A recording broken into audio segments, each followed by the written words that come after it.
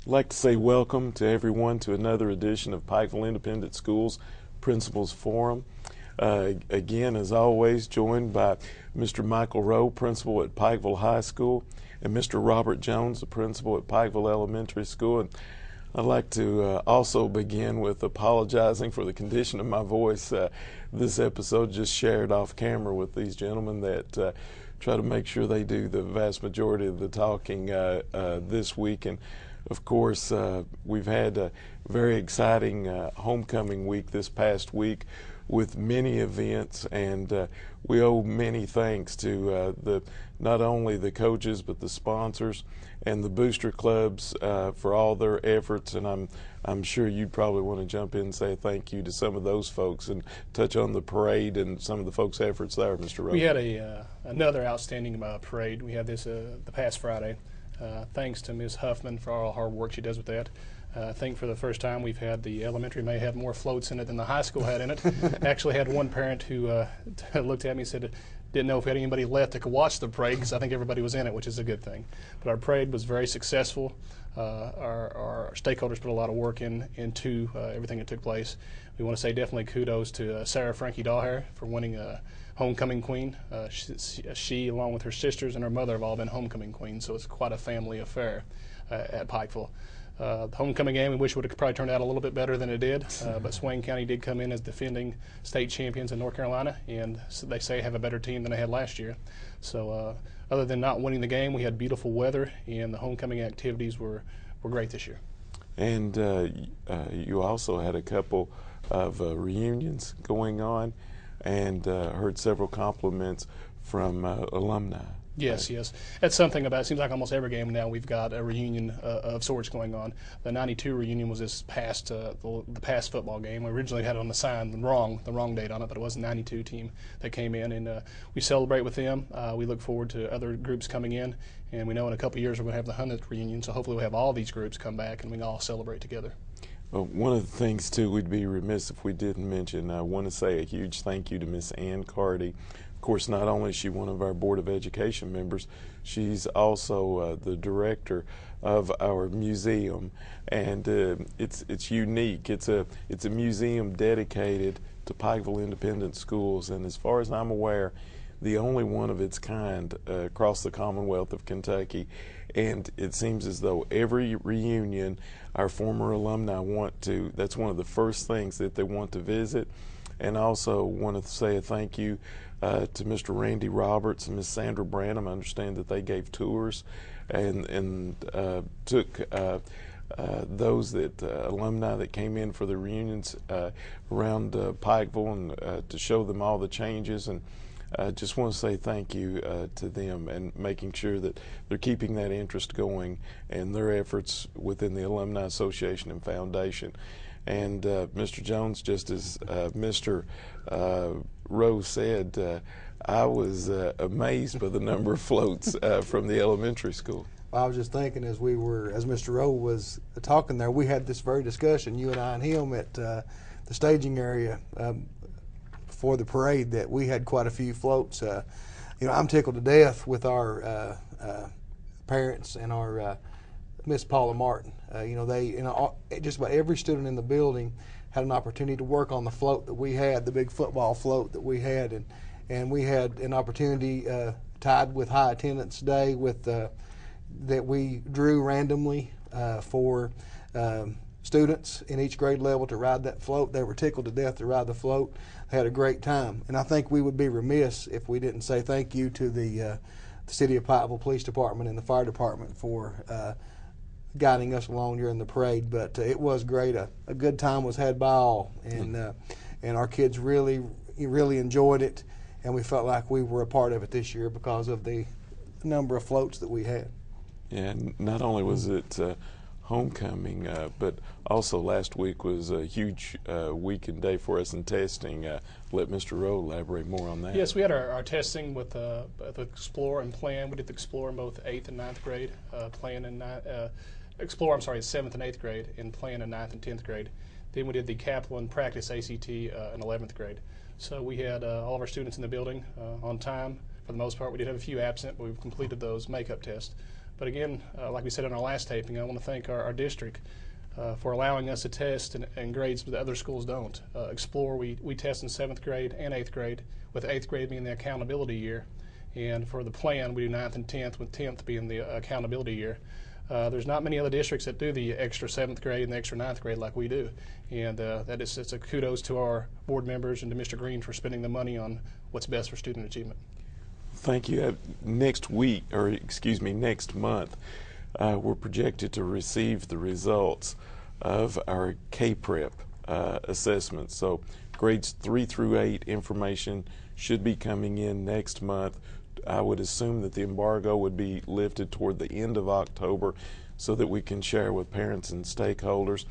Also, near that time, the end of October, within the first month of November, I'm assuming that we will get the results back from those EPASS assessments that Mr. Rowe was just mentioning. And parents, so many times we'll have parents request additional information, or what can my son or daughter be working on, or I'm interested in getting even an additional tutor to, aside from the ESS or after-school tutoring offered by our schools, what can we do to support them? Well, you'll have information regarding what your son or daughter needs to improve upon within these grade levels, and not only will we be using that information at the schools to help your son or daughter, but also we'll make sure we share that information with the parents. If I could add a comment also about the, Mr. Rowe mentioned, the fact that the board pays for the testing. Had a parent just the other day, I feel like our stakeholders need to hear this, had a parent just the other day who brings their children from another district several counties away, actually,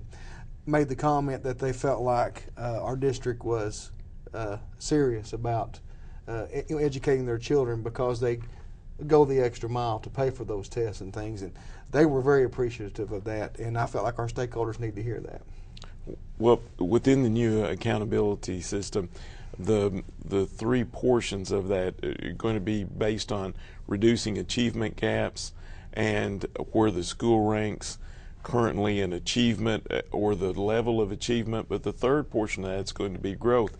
Now for the high school, that growth is based on the growth between the plan and the ACT, and the very first thing you think of is, well, wow, they did really well in the ACT, ranking 4th in the state.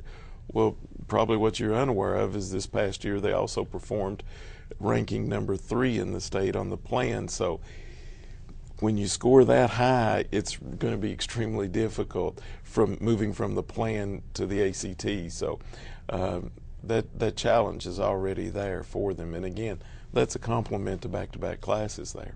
It is, and we don't stop there.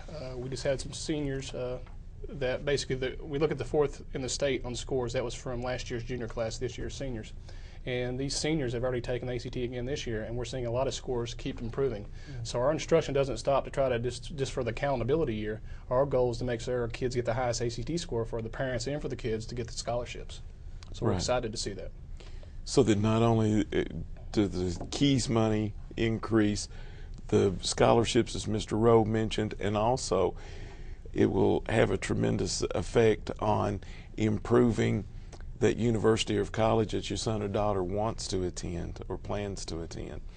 I know that you have a lengthy list of kudos or congratulations to others there that you'd like to share. Even though I got this long list, and I see Mr. Jones doesn't have a list in front of him, I know his talking is going to be longer than mine, so I'll go first. First of all, we're going to say kudos to our district. We have, for the 2nd consecutive year, been awarded What Parents Want award through School Match. We are one of 17 school districts in the state of Kentucky. And I've got the list here, and I don't necessarily want to read the other schools that are on it, but I can say this. We're the only school east of I-75, or only district east of I-75 on this list, and that just speaks volumes for our stakeholders, our community, our board, and all of our people that work hard for us. So again, this is the 2nd year in a row we've earned this honor, and we're very proud to be a part of it. We are also part of Advanced Kentucky. We started this the previous year, and basically Advanced Kentucky is a way for us to really to focus hard on our professional development for teachers and to make sure our rigor in our classroom is at a high level, very much like college level work. And the work with Advanced Kentucky deals with AP classes and pre-AP classes. A part of that is our teachers do receive that in-depth training, but there are incentives that we receive, our students receive, and teachers receive for their hard work with us. Currently, we're one of 79 high schools who are participating in Advanced Kentucky. We're ecstatic to say that our students receive $3,800 in student incentives for passing the AP exam. The students receive $100 for each AP exam they pass in science, math, and English. So we're very excited to hand these checks out. We took a picture of it. Our students are already talking about how they're going to spend it, but this is outstanding. We'll also be receiving checks for the teachers. These checks will go to the teachers, not to be used in their classroom, but to be used for themselves. So Exxon is a big supporter of Advanced Kentucky. We're glad to be a part of it, and we're glad to see everybody scoring well and earning some extra cash in the process. As always, we're looking for volunteers at both the junior high and high school. Anybody who is interested to volunteer, especially during the instructional day, please contact Mr. Garris at the high school at 432-0185. Recycling, we're very excited. Ms. Scott and our Pride Club has been working hard the last 2 years now with Pride and recycling. Happy to say we are the largest recycler in the county now. That speaks volumes for our school and our commitment to that. We're constantly having students coming in and out to make sure that we're properly doing our recycling. And we received a brand new recycling container that we've got out behind the building. We're the one of 2 in the county. We're very excited about that, Ms. Scott is, so we hope to continue our progress as being a leading recycler in the county. We do have UPIKE Dual Credit Day. Basically, UPIKE is rewarding our students who are taking dual credit courses from our school and other schools with them. This is going to be on October the 27th. It's during a UPIKE football game. Our students can actually come there and get a free tailgate meal, and will be allowed to come to the game for free, and are encouraged to wear their UPIKE t-shirts. So we've got the word out for our students, and to be good to go and cheer on UPIKE, and we love our partnership with UPIKE. Also with Pride, Ms. Scott started Pride last year, and this basically dealt with students working with Pride and doing things in our community. A true Pride club or program involves not more than just students, so we're inviting now all of our stakeholders to take part in our Pride activities. Anybody interested, contact Ms. Scott at the high school. Again, that's 432-0185. And I can tell you the first thing the Pride is going to do this year, we're very excited, is they pulled their money together and we're buying our first greenhouse for Pikeville High School. We're putting the polyurethane building behind the school, and the goal for this year is to develop at least 3 vegetables which we will grow and we'll give to our cafeteria, and we'll be eating our own vegetables. So we're very excited about that, and hopefully this is a program that can really grow. So we're excited and can't wait to get that up and running. A reminder that extended school services are still going. These are on most Tuesdays and Thursdays after school. If you got any questions, call the high school. 9 weeks grades ends October the 12th. I'll be sending home in the stakeholder email exactly which day report cards will be coming home. But no, the last grades for the 9 weeks will be entered on October the 12th. We do have a blood drive. We have it annually. It's October the 11th, 9 through 2:30. We'll have sign-ups at school for that. We want to say kudos to Stacy Gooch from our girls golf team. She finished 3rd in the region and is qualified for the girls state tournament in golf. Very excited for her.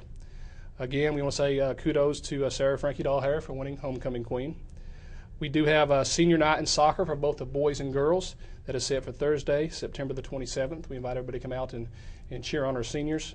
And we just want to say that during our testing we had this past week, we want to commend our students and our faculty for hard work and for taking the test very serious, and we think we'll see the dividends of that hard work.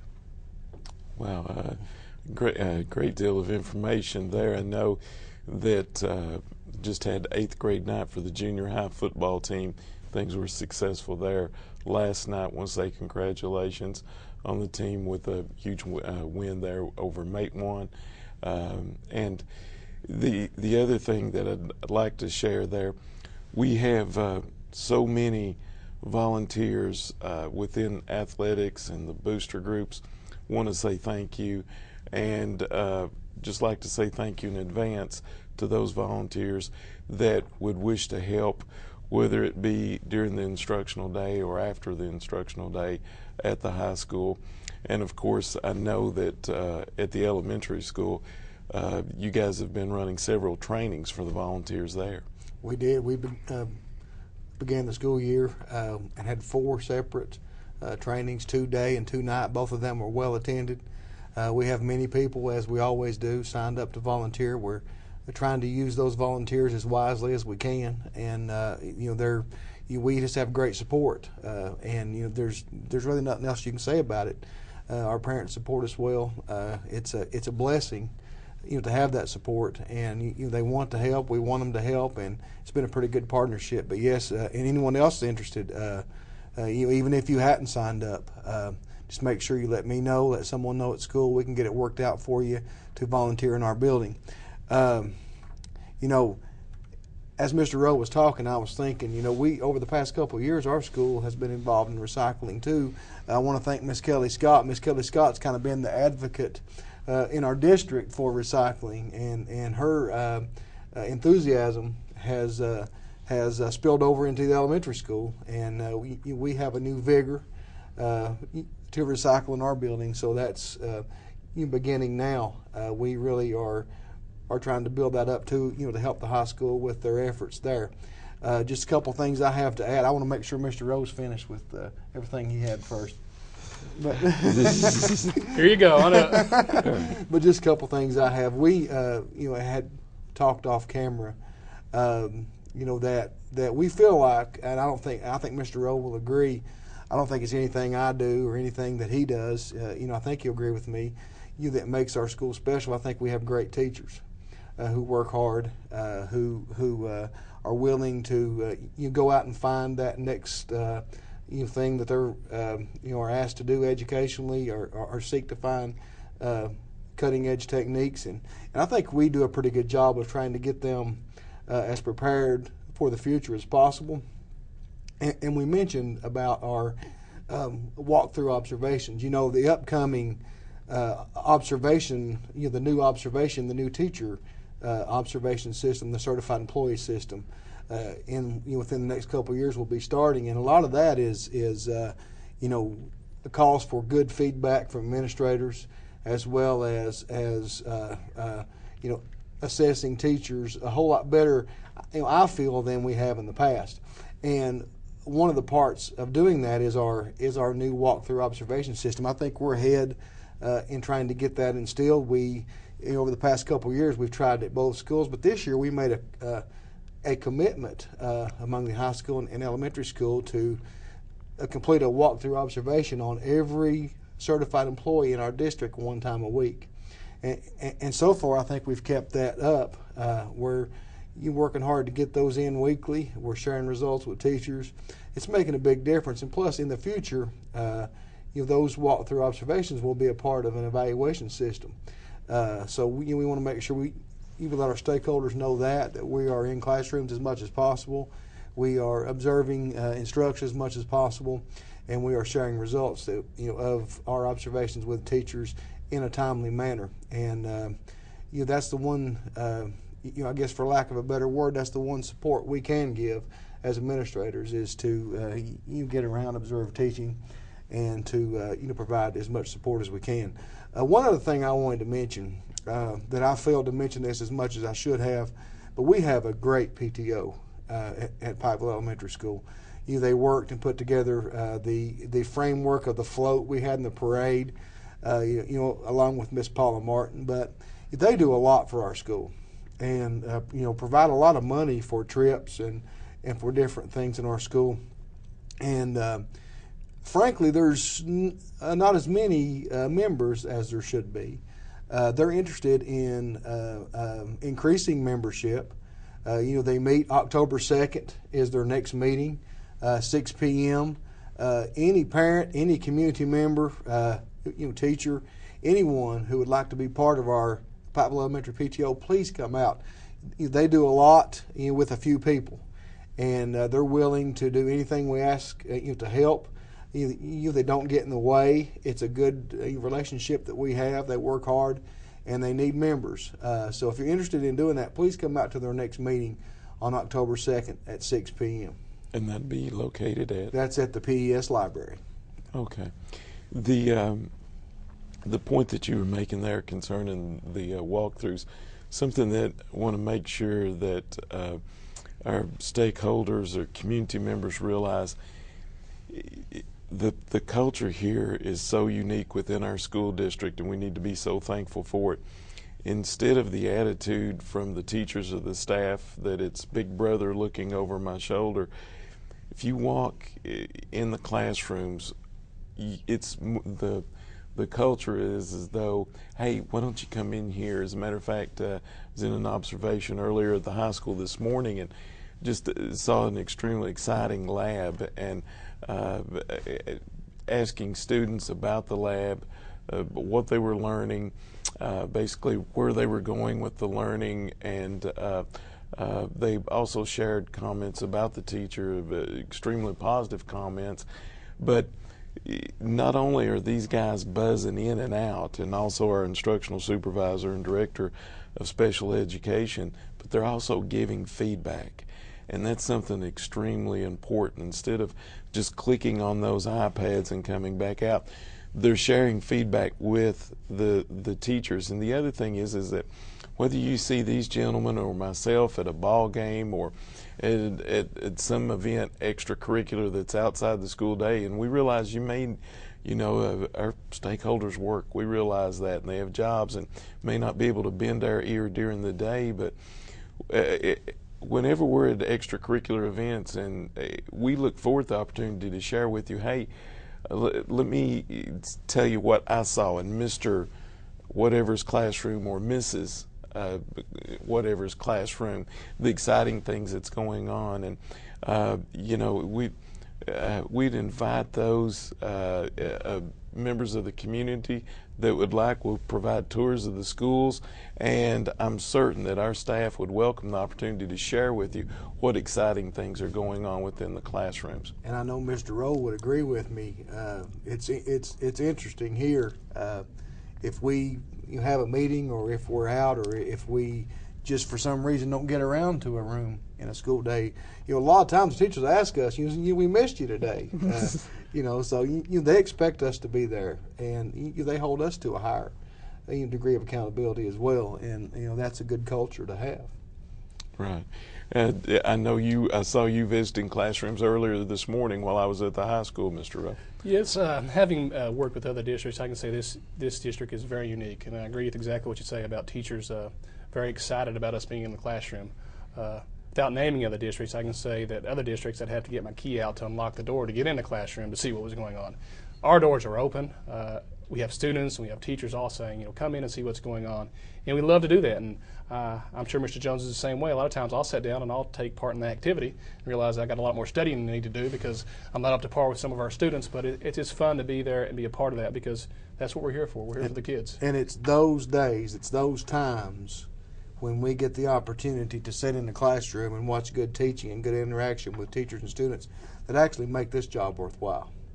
Right. To see that instruction going on, to see the smiles, particularly on our small children's faces. I'm sure it's the same way at the high school, but when these little kids are getting things for the first time, and they're in and the excitement is around. I know it sounds corny, but it truly is what makes this job worthwhile to see that.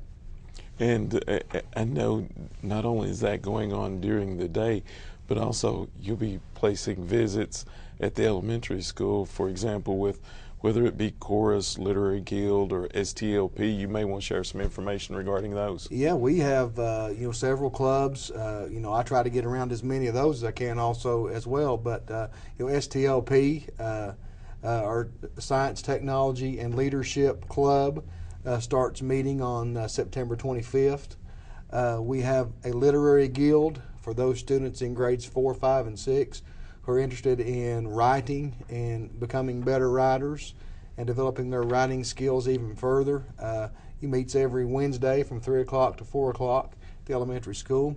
We also have chorus. We have an extremely large chorus. I'm going to guess and say about 85 right now. There may be a little less than that, but that's still, it's pretty close to that number. He meets every Monday. They do a lot in the community. They do a lot at entertainment board meetings and do things at school. It's going on now. We have several different clubs, activities. If you're interested in your child being a part of any of those activities, please let us know, and we'll do everything we can to get you the information that you need. Right. And now on the calendar, not this week, but the end of next week, we're having fall break. Of course, we'll be taking that Thursday and Friday off for students, maybe not for staff. So anything on the calendar coming up at the schools for the upcoming 2 weeks that we need to share with community? I can share real quick. We have our fall fundraiser, PTO. They again spend a lot of money in our school. Every dime that they collect, they spend in our school on our students.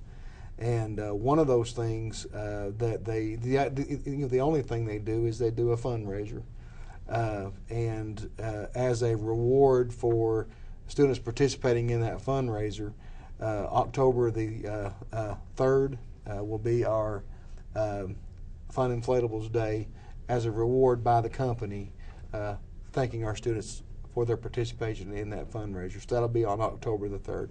October 2nd, again, is PTO meeting, 6 p.m. Okay. Mr. Rowe? I'll reiterate the 2 dates that I said earlier, about the 9 weeks ending on October the 12th and having the blood drive on October the 11th, 9 through 2:30. For the other dates, they'll be on ePlanner. There's always going to be something athletically going on, except for Wednesdays after 6 o'clock. I do know it's getting close to our district tournament for time for soccer, so that'll be coming up. We'll be hosting it this school year. Beyond that, the other dates will be on ePlanner when the time comes. Just want to commend you guys again for sharing not only with those students the checks, but also making sure that that was a public event, something that we need to be so thankful for and share with the community. I think there was 322 AP exams taken at Pikeville High School. Folks, I can't tell you how incredible that is. When you look at the number of students, we have an enrollment of that school of 548 students, grades 7 through 12. And you're talking about in grades 9 through 12, 322 AP exams. And when you look at the percentage of completion of those, that's phenomenal.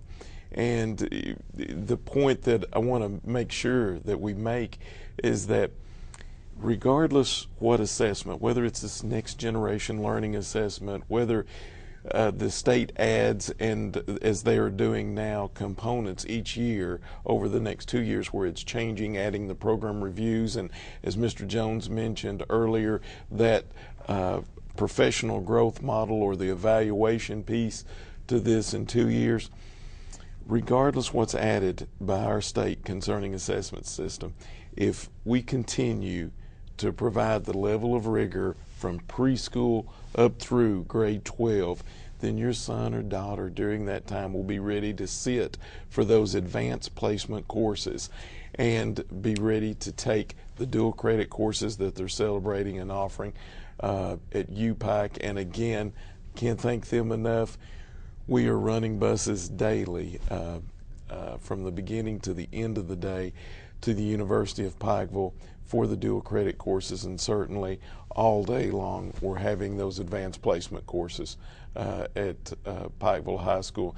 Want to say thank you to the staff, to the teachers, and I know you guys have been working hard on bridging that from the early grades through to those AP teachers, culminating there. Yes, we are, and I think our partnership with the elementary school is getting stronger. I know starting to look at things a whole lot more at the vertical level of how the transition from the 6th and 7th grade, and I know there's a lot of transitions at the elementary school they've worked hard on, but it can only make us stronger as a district that we make sure that those transitions are as smooth as possible, because those transitions can be hard on students and can be hard on teachers. And sure, it's, when you have only 2 schools in your district, junior high, high school, and then our elementary school. If we don't work together, to bridge these gaps in the things, it would not be very wise. I think we're doing a good job of that with our staff. So. Well, you see the T-shirts, once a Panther, always a Panther, starting out at preschool to the 12th grade. So we want to not only continue that spiraling effect, but also in the classroom. Thank you.